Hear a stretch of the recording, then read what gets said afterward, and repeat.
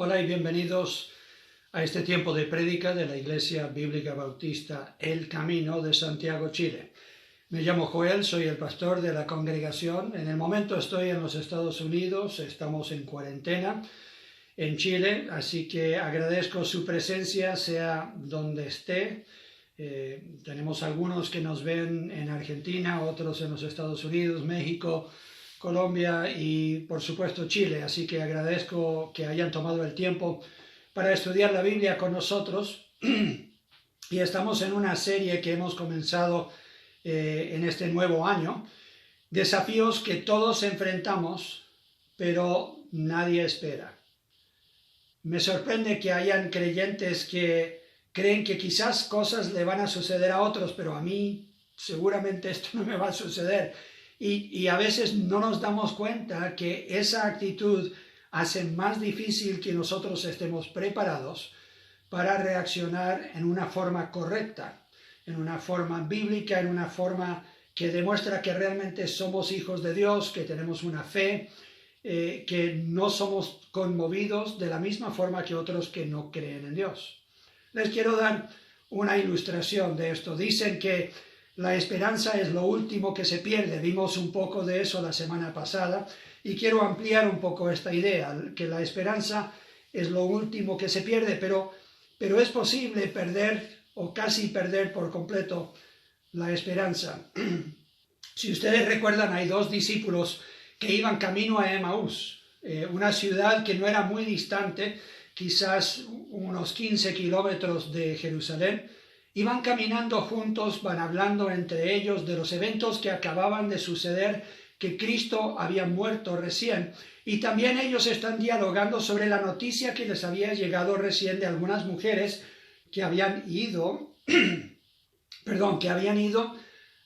al lugar donde habían puesto el cuerpo de Jesús y no la habían encontrado. Y es más, que habían hablado ellos, habían dado testimonio ellos de que habían visto algunos ángeles. Y los ángeles les habían dicho, ¿por qué están buscando de entre los muertos al que vive, a Jesucristo?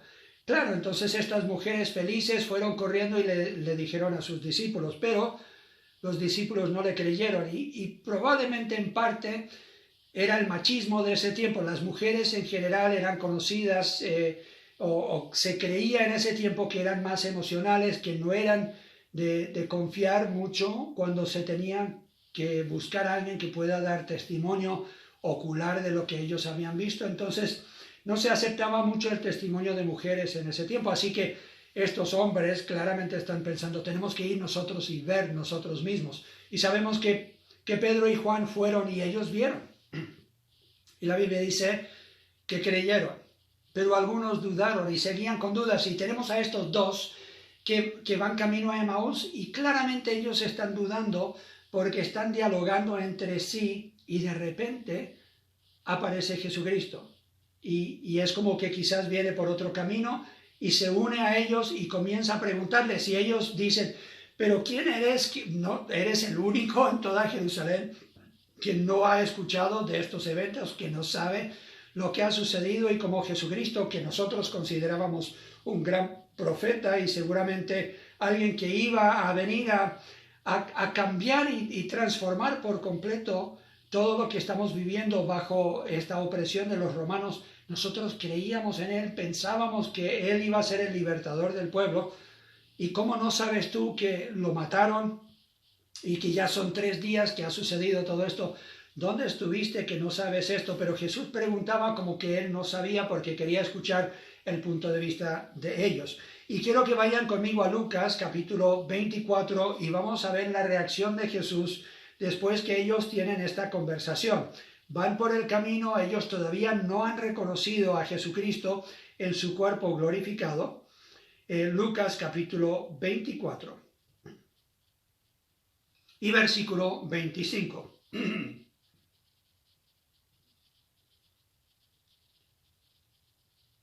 Entonces él les dijo, hablando de Jesucristo, oh insensatos y tardos de corazón para creer todo lo que los profetas han dicho. Ahora, estos eran conocedores de las Escrituras. Ellos habían estado algo de tiempo con Jesús, habían escuchado sus enseñanzas, Él ya les había dicho a los discípulos más de una vez, es necesario que yo sufra y yo muera, pero voy a resucitar al tercer día. Y simplemente no lo podían aceptar porque su esperanza no estaba realmente en Cristo como Él se estaba presentando. La esperanza que tenían ellos estaba en la enseñanza de los líderes religiosos de su tiempo y en la tradición que ellos tenían en su cultura. Entonces ellos tenían un pensar tan arraigado que ellos no lo podían soltar cuando Jesús mismo, Dios en carne, les está diciendo otra cosa.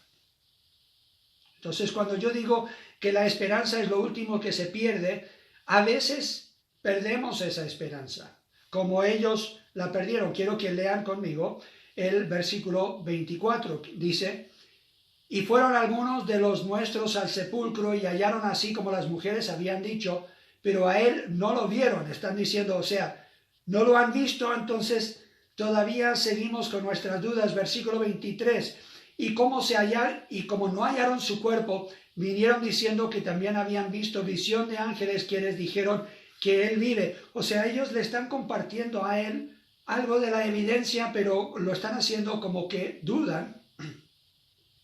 Pero quiero que vean conmigo el versículo 21, que para mí es clave. Dicen ellos, estos dos discípulos, a Jesús, pero nosotros esperábamos. O sea, ellos tenían algo de esperanza, pero es como que ya no lo esperan. Están hablando en tiempo pasado. Pero nosotros esperábamos que Él era el que había de redimir a Israel.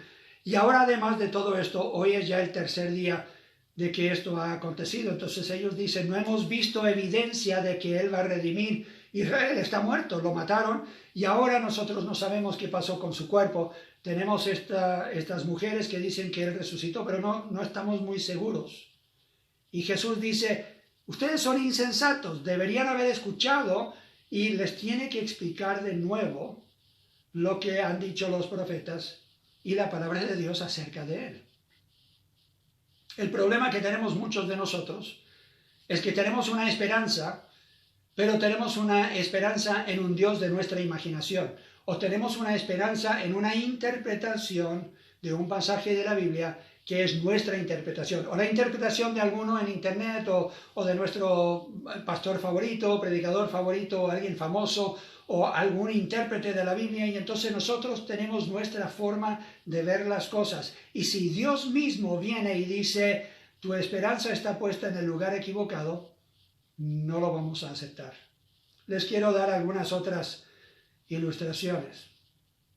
Algunos salimos fortalecidos cuando las cosas no resultan como nosotros esperamos, y algunos salimos debilitados. Algunos nos acercamos más a Dios cuando es probada nuestra fe, y algunos nos alejamos de Dios. Algunos creen que Dios tiene la solución cuando no sabemos lo que viene, y otros creen que Dios es parte del problema. Algunos tropiezan sobre las enseñanzas de Dios y no se levantan más, dicen, no, si Dios es así, entonces yo no quiero saber más de Él. Otros usan esa prueba de fe como un peldaño para seguir creciendo y madurando en el Señor y cambiando su forma de pensar para adaptarse a lo que la palabra de Dios dice. Pero muchos siguen insistiendo en tener una fe o una esperanza en Dios, pero a su manera. Y quizás están buscando también en un lugar equivocado. Tenemos la mujer samaritana de Juan capítulo 4, y ella dice claramente, eres un profeta, pero yo necesito saber dónde deberíamos adorar. Deberíamos adorar en este monte donde lo hacemos nosotros los samaritanos, y de acuerdo a nuestra tradición. ¿Eres tú mayor que Jacob?, dice ella. Entonces ella está pensando en su tradición, en su historia, en la forma en que ellos siempre han adorado. Y Jesús dice, ¿sabes qué? Eso ya no importa. No importa si en este monte o en Jerusalén. Lo que Dios está buscando es los que estén adorando de espíritu y en verdad, o sea, realmente de corazón. Y ella estaba viendo cosas externas en el lugar, en la forma, y Jesús está diciendo, no, lo que importa es lo que está en tu corazón. Tenemos a la mujer que sangraba y que ella estaba buscando con los médicos, dice la Biblia, y en la ciencia de ese tiempo, que la curaran. La Biblia dice que ella realmente había gastado todo su dinero en los médicos y no había encontrado solución. Y hay mucha gente que más bien tiene fe en la ciencia que en Dios. Y esta mujer por fin se acerca a Jesús y en fe toca su manto y es completamente sanada. Pero ya había malgastado todo su dinero. Tenemos al joven rico y tenemos a Zaqueo, que eran hombres que con su dinero tenían algo de influencia y poder, pero el joven rico no estuvo dispuesto a dejar de lado sus riquezas. Pero Zaqueo dijo: yo voy a pagar todas mis deudas que tengo con esos con quienes yo les he robado, yo les voy a dar 4 veces lo que yo he tomado de ellos a la fuerza. Y la verdad es que él fue cambiado completamente en su pensar por estar en la presencia de Jesús. Entonces mi pregunta es: ¿dónde está puesta tu fe realmente? ¿Dónde está puesta tu esperanza? ¿Tu esperanza realmente es lo que la palabra de Dios nos enseña? ¿Está puesta en el Dios que se ha revelado en las Escrituras o en un Dios de tu imaginación o en algunas cosas de este mundo? Primera de Timoteo, capítulo 6. Primera de Timoteo, capítulo 6, y versículo 17 dice lo siguiente: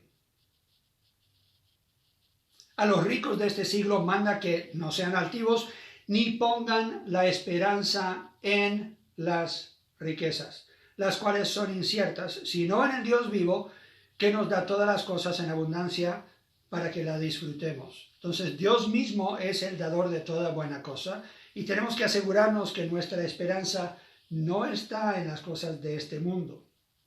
Si tienes seguro, yo creo que bien lo haces, pero el seguro no siempre paga lo que necesita uno que pague y tenemos que confiar en Dios. ¿Tienes un buen trabajo? Excelente, dale gracias a Dios. Pero tu confianza no debería estar en el trabajo, no debería estar en la economía, no debería estar en los políticos de nuestro país. Debería nuestra esperanza estar en Dios. Y todos decimos amén y todos entendemos que esa es la realidad, pero hay muy pocos creyentes que demuestran en su forma de vida que bien en el fondo confían más en Dios que en la ciencia o en riquezas o en su trabajo o lo que sea.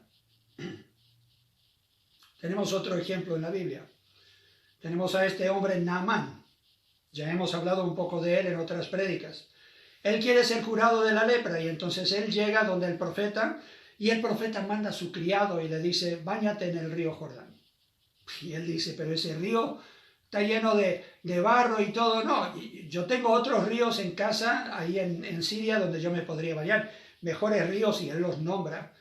Pero uno de sus criados se acerca y dice: ni siquiera te ha pedido algo difícil. ¿Por qué no lo intentas?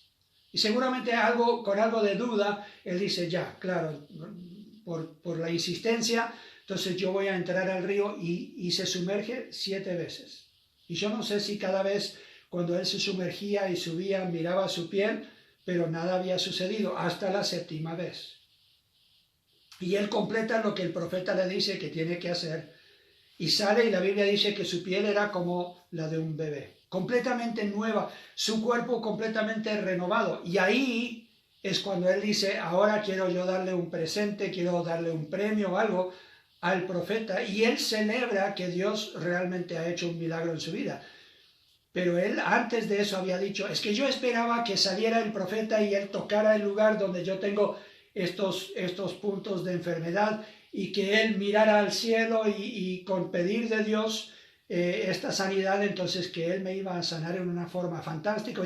Y muchos de nosotros esperamos que Dios va a obrar de cierta forma, y cuando Dios obra de otra forma, ni siquiera a veces reconocemos que es Dios.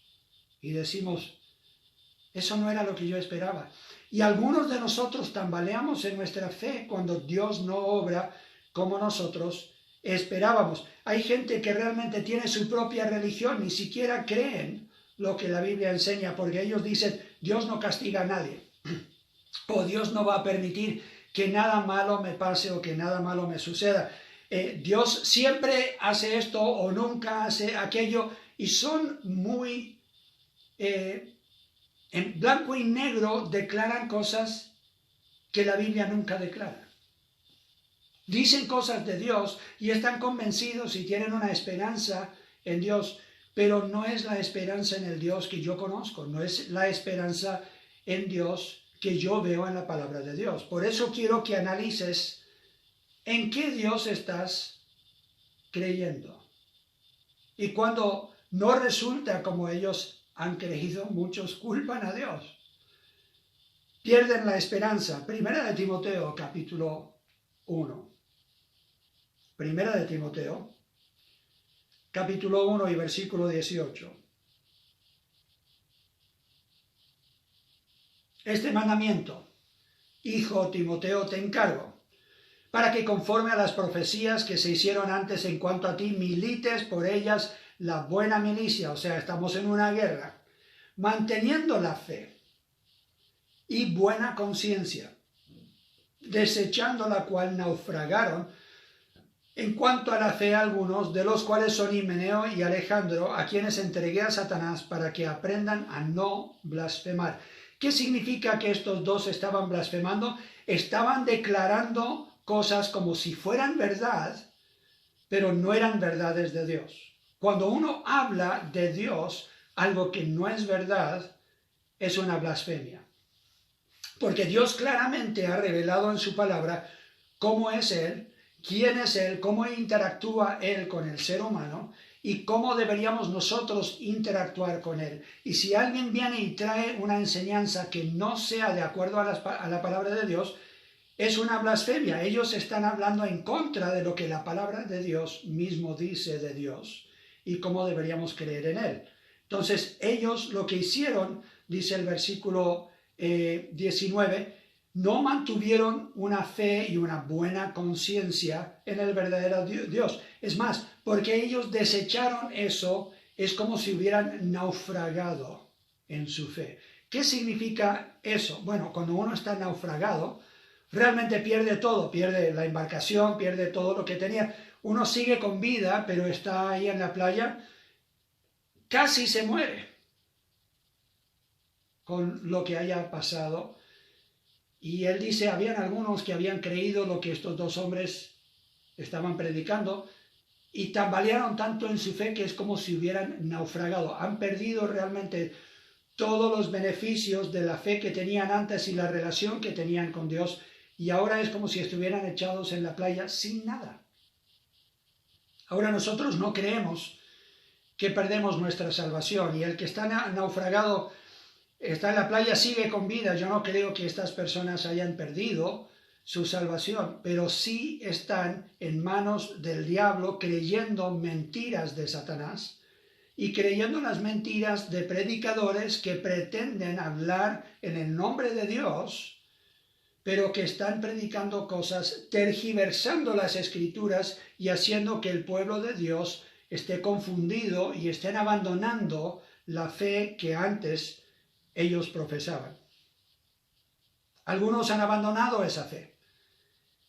No es que hayan perdido su salvación, pero han abandonado la confianza que tenían en el verdadero Dios. Y tienen que retomarlo, tienen que volver a los fundamentos de su fe. Segunda de Corintios.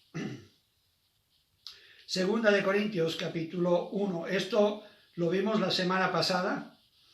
Quiero ampliarlo para incluir el versículo 10. Segunda de Corintios, capítulo 1, y versículos 8 al 10. Pablo aquí está dando testimonio de lo que él vivió.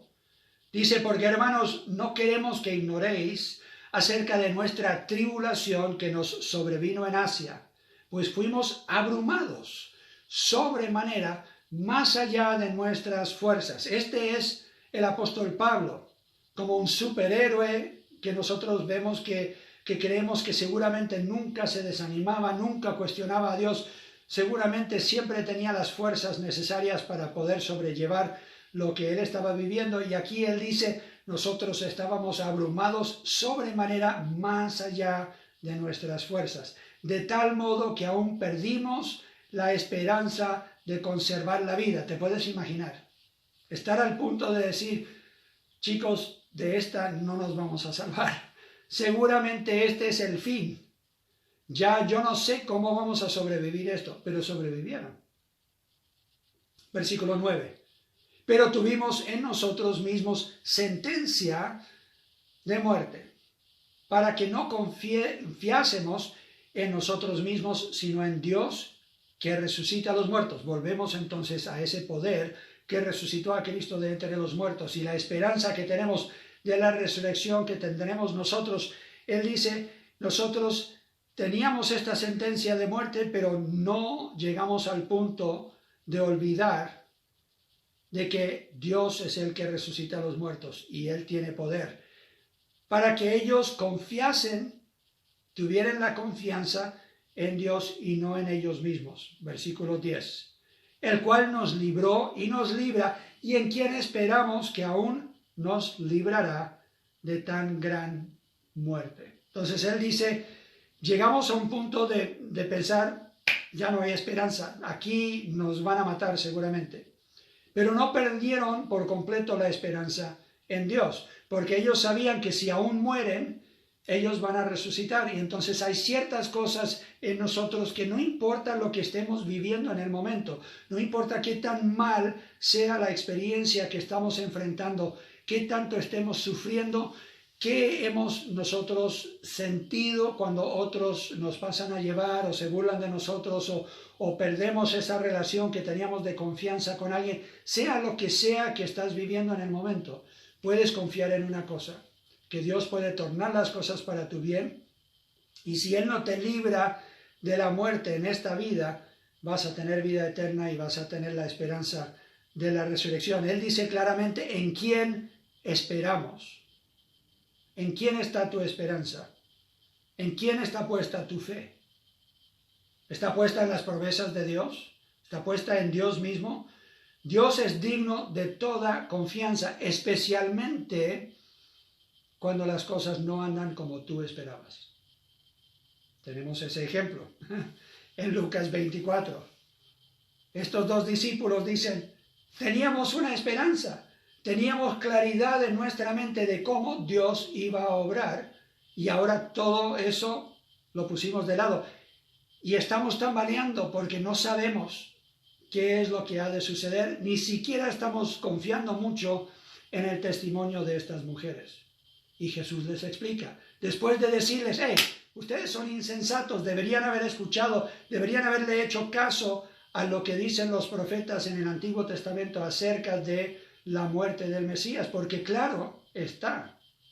El problema es que a veces nosotros recortamos de la Biblia esos pasajes que no concuerdan con lo que nosotros queremos creer. Y hay algunas cosas difíciles de aceptar.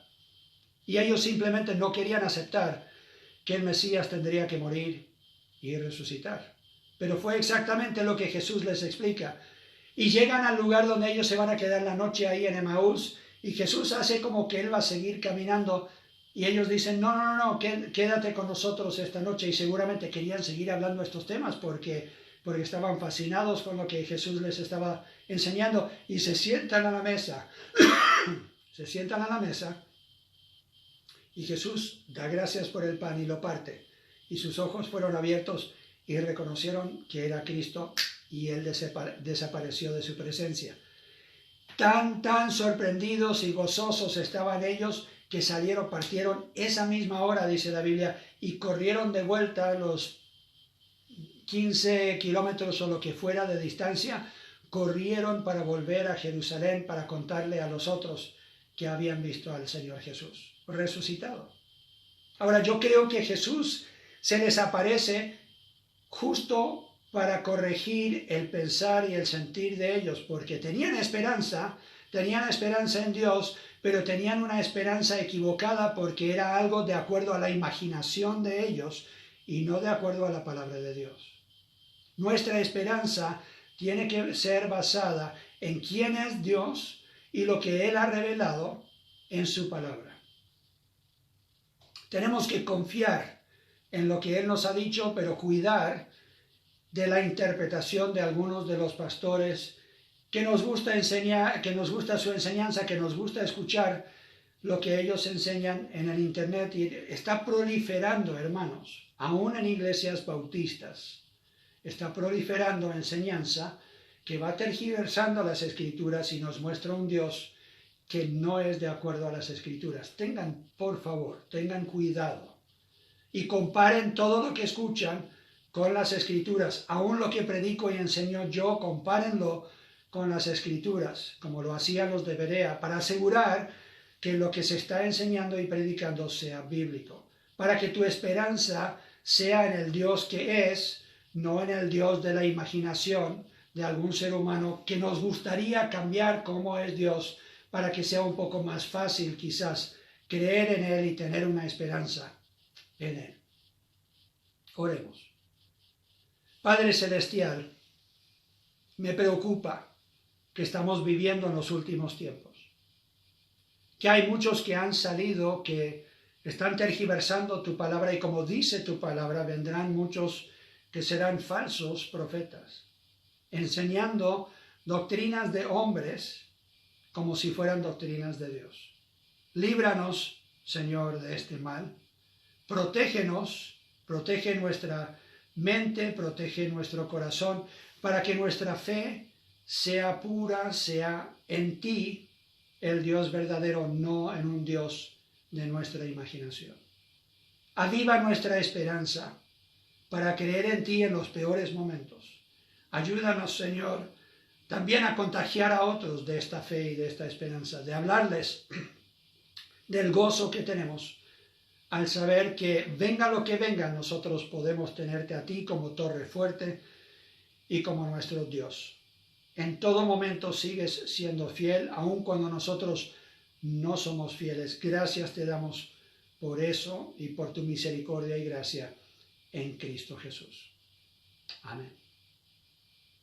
Les quiero recordar que aunque estemos lejos nosotros físicamente, nuestro corazón sigue ahí con ustedes en Chile.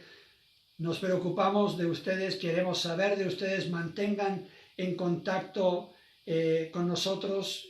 Por medio del internet podemos nosotros hablar y compartir, tener videollamadas, así que por favor sigan en contacto con nosotros para que sepamos también cómo orar por ustedes. Y tenemos a otros que viven en Chile que van a poder cuidar de ustedes, así que por favor no piensen que porque estemos lejos los hemos olvidado. Manténganse en contacto. Y recuerden también ser fieles al Señor en cuanto a sus diezmos y ofrendas. Les doy gracias por ser tan generosos con lo que hemos recibido de ustedes y personas de diferentes países del mundo, también de los Estados Unidos.